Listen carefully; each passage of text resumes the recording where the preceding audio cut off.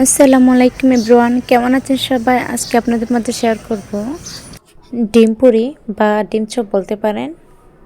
রেসিপিটি দেখার জন্য আমার পাশে থাকবেন। প্রথমে আমি একটা মিক্সিং বলে এখানে আমি মেজারমেন্ট কাপে 1.5 কাপ আটা নিয়েছি। আপনারা চাইলে ময়দা নিতে পারেন, তাতে সমস্যা নেই। তারপর দিয়ে দেবো পরিমাণ মতো লবণ আর 1 টেবিল চামচ রান্না করা তেল। এখন সবগুলো উপকরণ ভালো করে একটু মিক্স করে নেব। আমরা পুরি বা সিঙ্গারা বানাতে যেভাবে ডোটা করে নিতে হয় সেভাবেই করে নেব। এখন দিয়ে দেব কুসুম গরম পানি। এখানে আমি মেজারমেন্ট কাপে 1 কাপ পানি নিয়েছি। একটু একটু করে দিয়ে ভালো করে ডোটা করে নেব।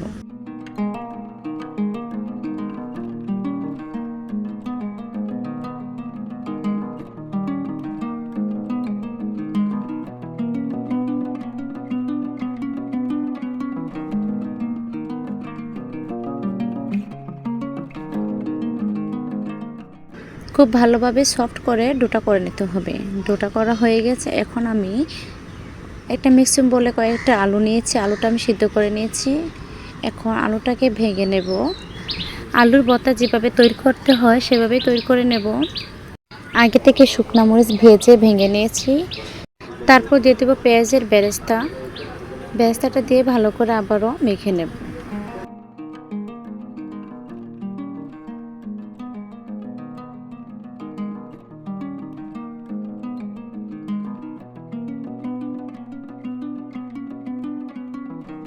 আর এখানে আমি 4টা ডিম নিয়েছি। 4টা ডিম আমি মাঝামাঝি কেটে নেব।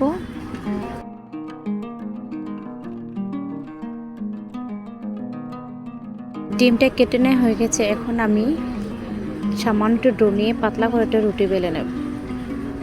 আর রুটিটা কিন্তু আমি একটু বড় সাইজের করে বানিয়ে নেব। তারপর একটা বাটি দিয়ে সবগুলো রুটি আমি একই সাইজে কেটে নেব।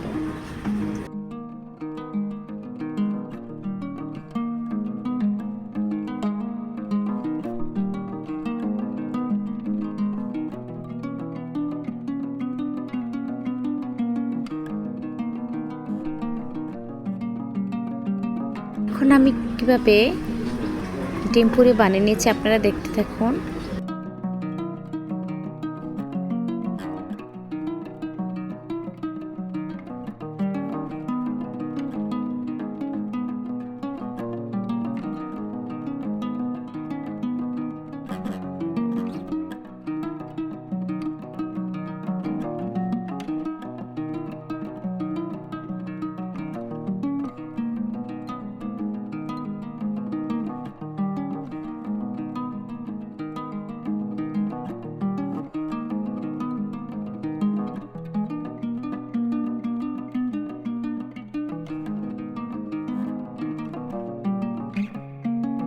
আশা করি আপনারা খুব সহজে রেসিপিটা দেখে বুঝতে পেরেছেন।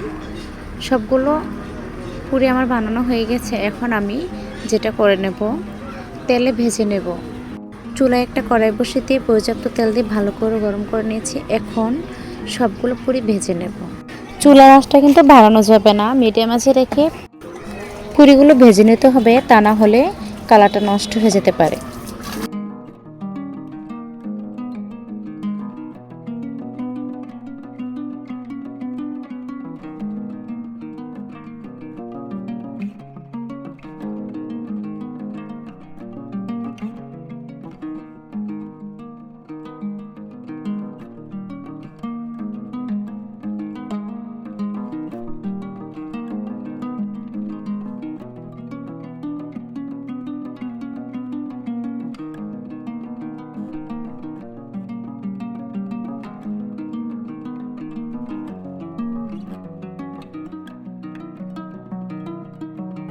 সবগুলো পুরি ভেজে নেওয়া হয়ে গেছে। এখন আপনাদেরকে দেখাবো পুরিটা দেখতে কতটা সুন্দর হয়েছে আর ক্রিস্পি হয়েছে।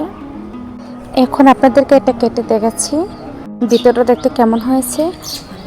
দেখেন দেখতে কতটা ভালো লাগছে আর খেতে যে এতটা মজা হয়েছে, আপনারা না খেলে বুঝতে পারবেন না। আমার রেসিপিগুলো আপনাদের কেমন লাগে অবশ্যই কমেন্ট করে জানাবেন। আর নতুন কোনো রেসিপি নিয়ে চলে আসবো। আজকের মতো বিদায় নিচ্ছি। আল্লাহ হাফেজ।